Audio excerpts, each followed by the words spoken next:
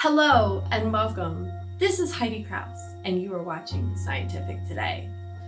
Today we'll be discussing mankind's evolutionary history. Could it unlock its future? This is a question that scientists have been baffled with for decades. Neanderthals, the predecessors of modern humans, once roamed Europe and parts of Asia.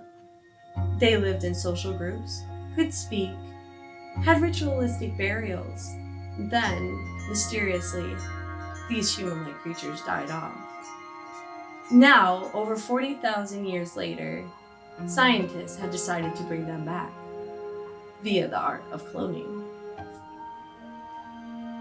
It was a bit more complicated, but we used the same basic procedure we used when cloning Dolly, the sheep, which was a huge success, scientifically speaking.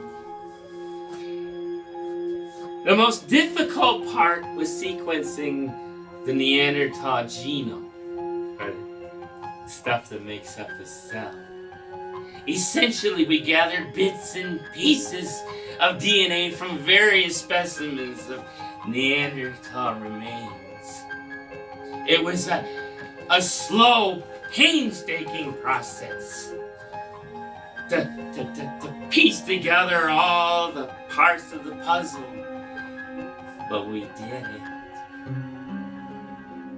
And once we had the completed Neanderthal DNA sequence, we manipulated the DNA inside a human egg cell to match it. Countless women have lined up to be Neanderthal surrogate mothers. Not this time. But if it isn't young Dr. Petrie, Arnold, boy genius, what's the pleasure behind your You don't say, oh no. Oh Lord. Oh Lord.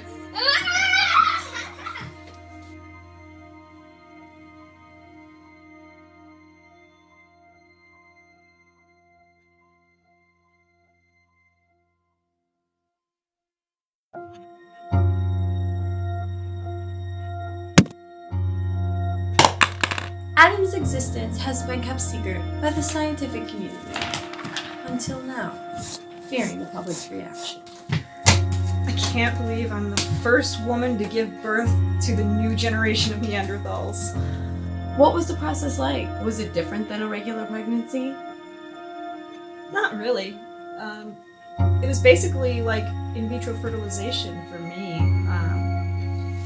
There were about 40 women who took part in the process, and I believe there was a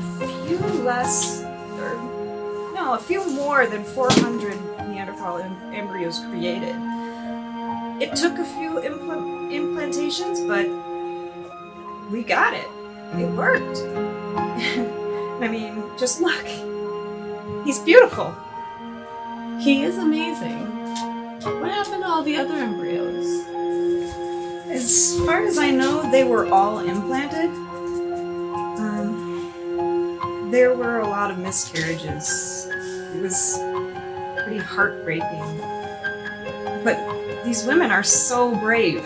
I mean, you carry a baby in your womb for months, only to just have it die in your womb. I personally went through it 7 times for this project. You know, some women actually would carry the baby to term, only to have it be stillborn or just die a few minutes after it was born. But that's how science learns. They take a look at all of the dead babies and they see what went wrong and how they can change the implantation process and make it work. You know,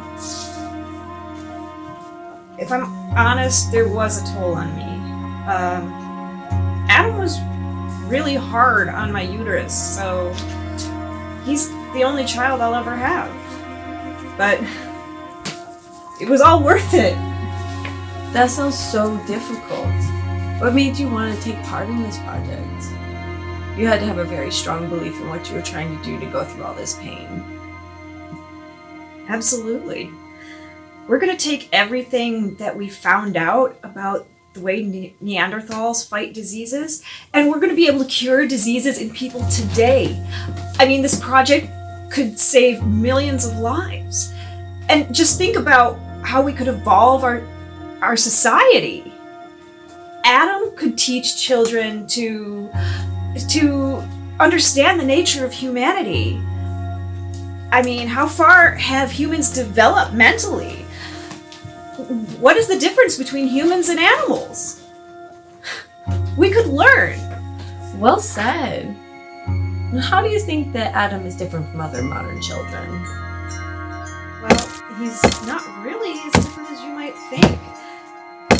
Sure, his head's a little bigger than the other kids and he matures a little faster, but he gets along with other kids really well. In fact, the other kids at school have a nickname for him. Oh yeah, what is that? Lowbrow. He's really got a following.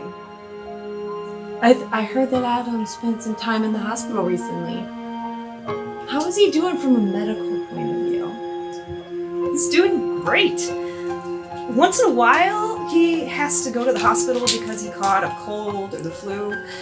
You know, the viruses and bacteria that exist today, they didn't exist in the form they exist in today back when Neanderthals were around. So his immune system just doesn't know what to do with them exactly. It's the same thing when he eats carbohydrates. We're still kind of messing around with his diet to see what exactly he should be eating. There's a lot of guess and check.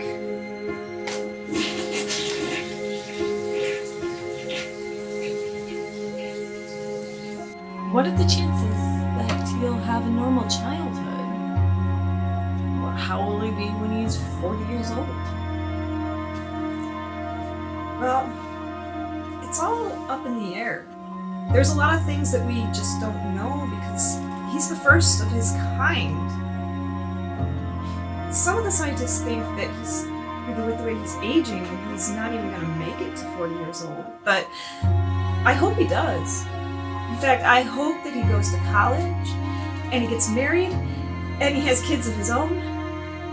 Wouldn't that be amazing? Because that's just the way I see it happening.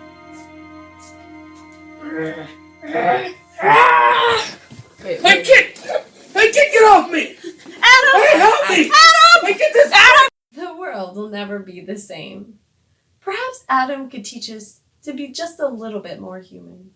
But until then, this is Heidi Kraus with the news of tomorrow. Good night.